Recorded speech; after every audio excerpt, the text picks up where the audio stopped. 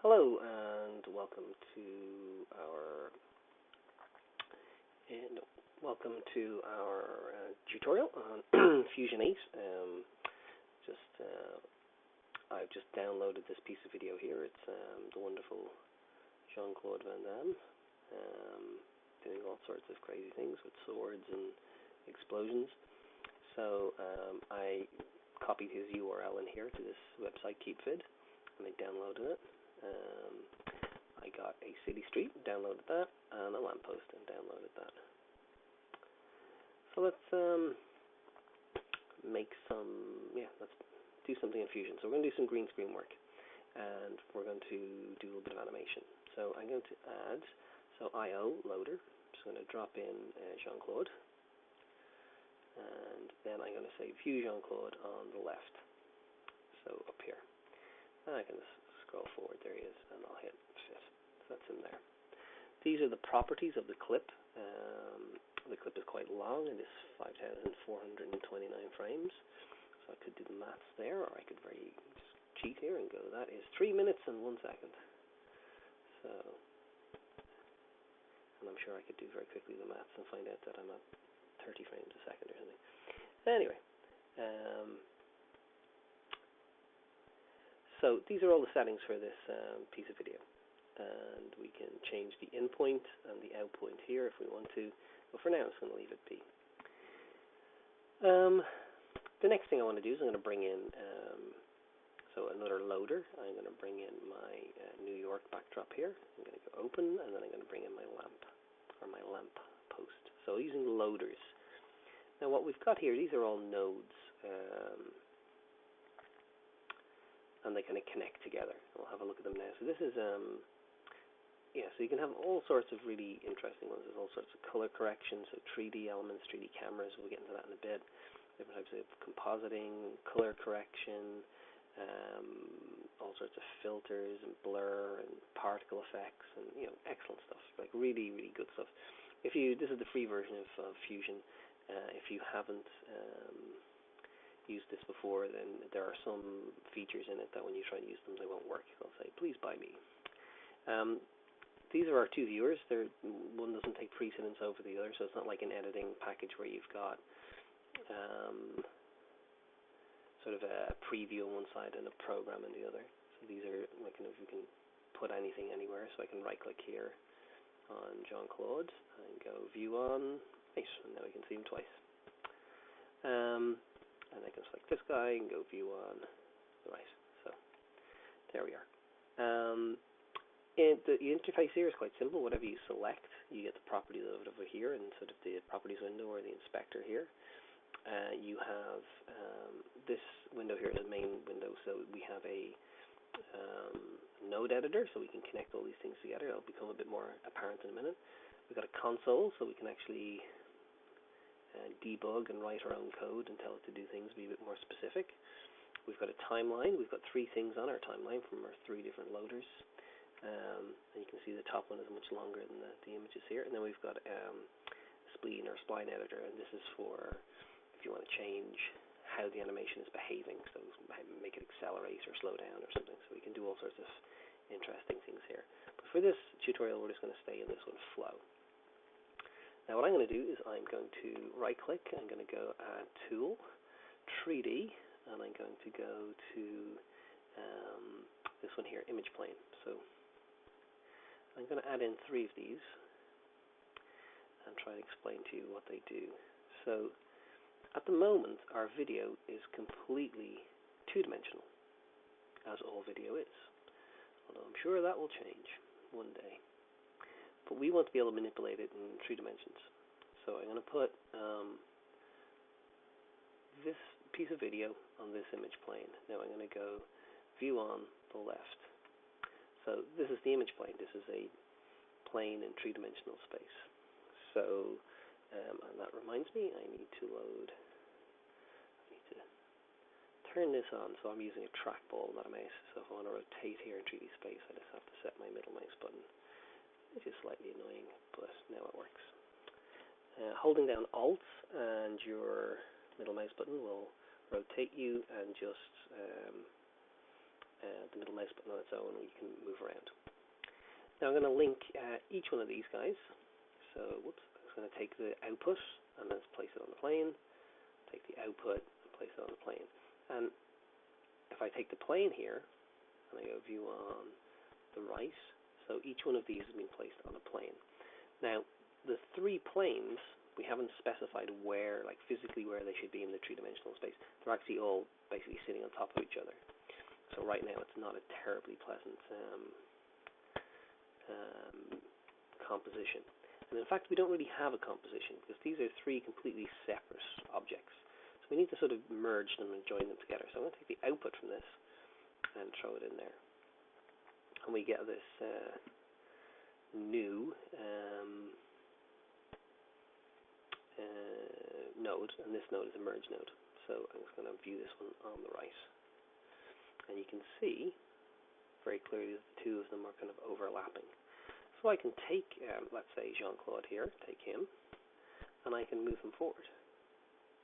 And now you can see, if I hold on Alt and rotate a bit, that there is a gap between these 2 planes. So my background, Jean-Claude, and then this object here, I'm going to take the output and join that in the party. So I can have as many things as I want go into one of these merge nodes. I can select this plane and move that forward. That's going to be in the foreground. Now, we'll just move this slightly out of the way for now so we can see Mr. Van Damme. Now, what's next? What are we going to do? So, I want to move on a green screen, so let's remove the green screen. So there's numerous ways to do that. So over here, I'm going to go Add Tool, and I'm going to go Matte, and then Primat. I'm going to disconnect the input here and put it into the Primat, and then the output go back into my plane. So I haven't done anything with this Primat, so nothing's changed. So Primat is basically a primary matte, so it's going to remove something that we set here. Now we could have used the chroma key, with chroma being color, but this is a very powerful little tool here, so it seems to work really well on green screen. So I'm just going to go auto compute, and Mr. Van Damme has kindly disappeared, or the green has kindly disappeared.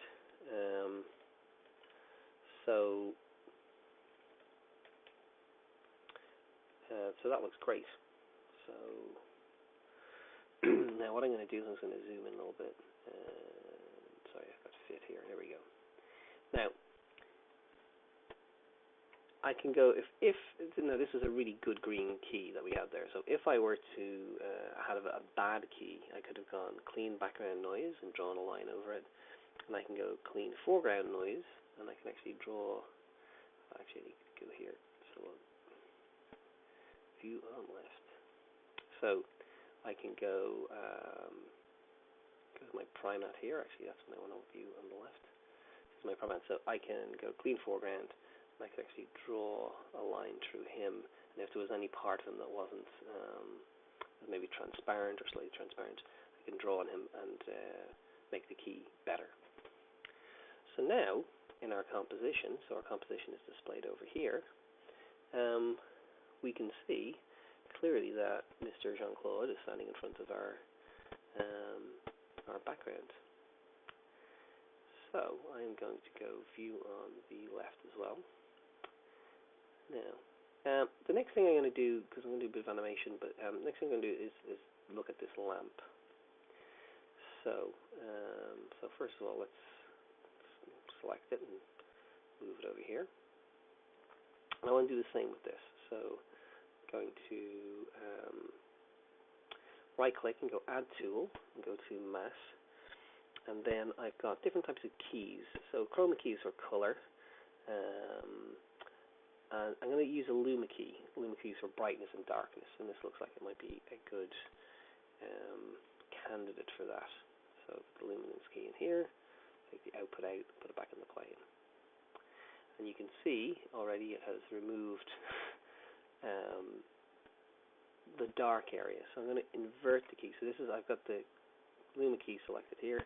So I can go invert, and now I've got my lamppost.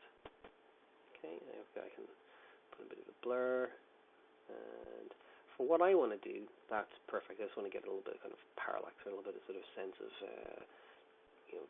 three dimensions.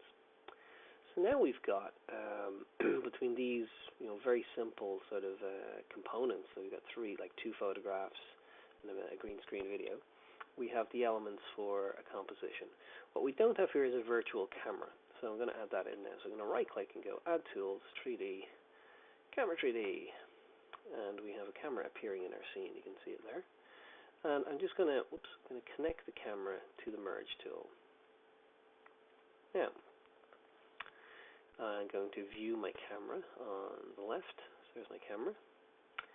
Now keep in mind I have my composition here on the right. So I'm going to pull my camera backwards. I want the camera to look at the image. Okay. Now I can right click here. See this? These kind of little arrows here, left, right, up, down. Says perspective. It's normally referred to as a widget. So I'm just going to go. Oh, actually, no, I need to be on the merge tool for that. So show view on left. So this is what the camera can see. So, and we know that because it says this is a perspective view and this is the camera view. So I need to kind of pull back a little bit more. Just make sure, yep, that's all.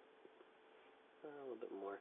Now, if I select the camera, I can actually change the camera's angle of view, which is basically its zoom. I can zoom out and zoom in. I have to be careful. If I try to render this now, I'll have an area outside of the image, so I don't want to zoom out too much. Now I can take Mr. Van Damme's plane that he's on. I can, bring him down a little bit. He's kind of a bit big, so I'm going to make it a tiny bit smaller. How I do that is over here in my properties. I've got a little, the same kind of widget here, so this is sort of its place in three-dimensional space, and then the bottom I've got a lock in 3 dimensions, and so when I scale him, he's not just going to distort and scale horizontally or vertically, so it'll scale on all axes. So let's make him a tiny bit smaller. Here we go. And then move him slightly to the left. And then I'm going to take my lamp, and where will I place the lamp? Well, the place is actually there in the center, because it's slightly off-center, because we have this sort of median in the middle of the road. Now that lamp does not look good, but this is just an exercise, so don't worry about it too much. I'll pull it forward a little bit towards the camera. It's definitely not solid enough, so I should probably play with the key a little bit. There we go, it's a bit better. Now, so here's now this is not a great composition. You wouldn't see this in the film because it's, the light in the photograph does not match the light on Mr. Van Damme, does not match the light on the pole. They're all coming from different directions. So, the flaws in this composition are noted, so we shall move on and just look at technique. So what I want to do now is I want to animate the camera. All I want to do is just a little bit of a push in, so just sort of a dolly in. So how do I animate? Well, again, I want to animate movement, so I want to access the movement of the camera. So I'm going to click in here, so its position is what I want to change. So again, I clicked on this little widget. So I have my camera selected here. I'm on frame 65, so that's sort of important. Mr. Van Damme doesn't appear for a while in the video, so we'll start about frame 60 here. Doesn't really matter. So I suppose it doesn't matter because I want to know where I'm going to push in and what I'm going to animate. So I'm going to push in on the Z-axis. So this is Z here, so I'm going to right-click here and go Animate. When I click this, I will essentially have added a keyframe. Keyframe is just a moment in time. You'll remember this setting at this time. So that's its position there. And you can a little green line. So I've gone, remember this position at this time. So I'm going to scrub on a little bit. To about there, frame 120. And then I'm going to push this in. Now when I do that, this will turn green because it uses a thing called auto keying. So if I change the position on Z, because I've activated animate over here, it will remember that this is active and it should record the change in value. So let's push in here a little bit. I'm just getting close to Mr. Van Damme's shoulder. Now we could rotate this, we could do all sorts of fancy movements. but this is what we're doing here. So zooming in, zooming out. So if I press play, you can see I'm zooming in, zooming out, or zooming in. Okay, so that's that's all we really wanted to do here. So what we're looking to do now is we want to output this. So we're going to go add tool, IO, and then saver. So it's going to say where do I want to save it, so it's going to save it onto my desktop. We have options here, show files, etc. That we don't need, and so for now we're just setting a destination. So hit save. Okay. So don't save overlap, but we're going to change what this is anyway. So we'll call this comp1 save. Now I can take the output of. So I want to render what the camera sees. So oops. Now in comp1, so we have it here. I get to set what I want to record. So I want to record a QuickTime movie. So I want a video of this. I get to set all sorts of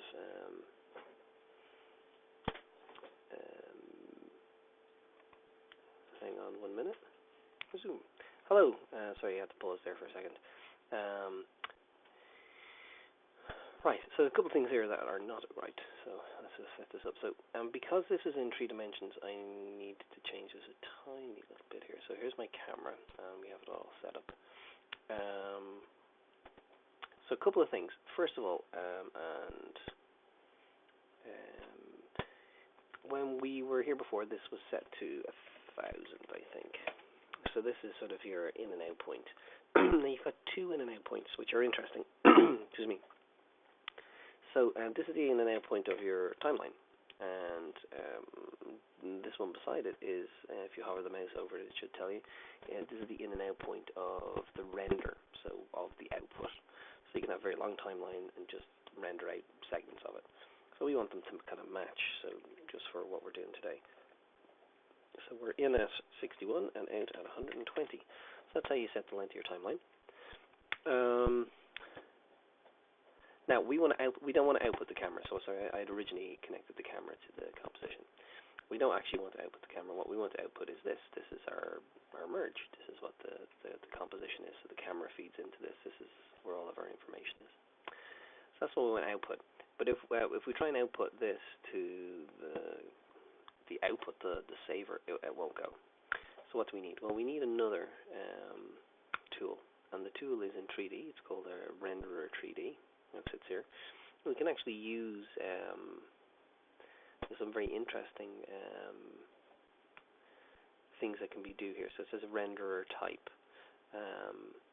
So it's going to leave it in software renderer, but you can actually select all sorts of render engines here. So you could have, I know, Maxwell renderers, and so you could use a whole bunch of 3D renderers that are available to you. Now we're just going to use the built-in one. So I'm going to take the output from the merge node and put it into the 3D renderer.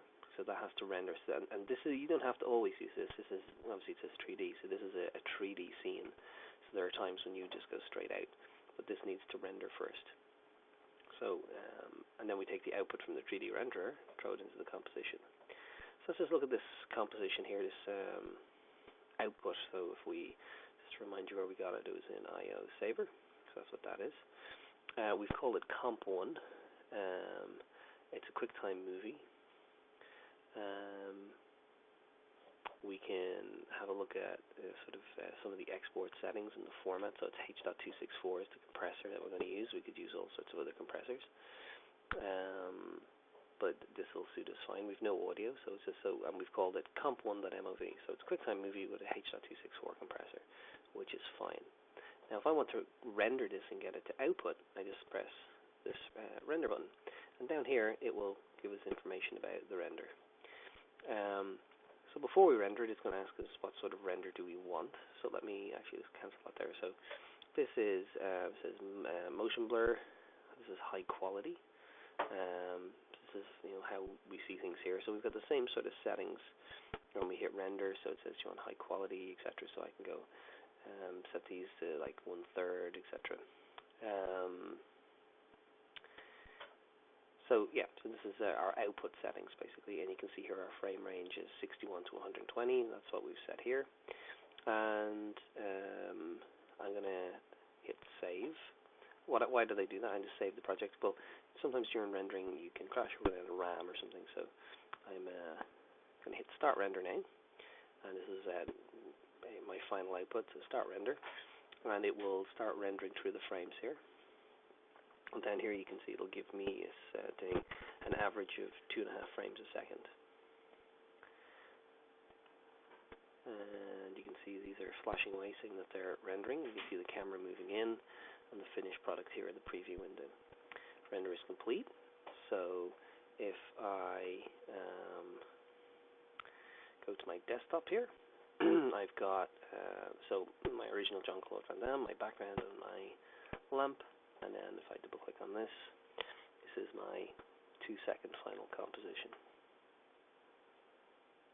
Okay, we get a little bit of sort of parallax with this here. Not a lot though. Okay, so that's a very basic sort of setup, green screen setup with some 3D motion camera work in Fusion. So this is what we should have finished by the end of our next class.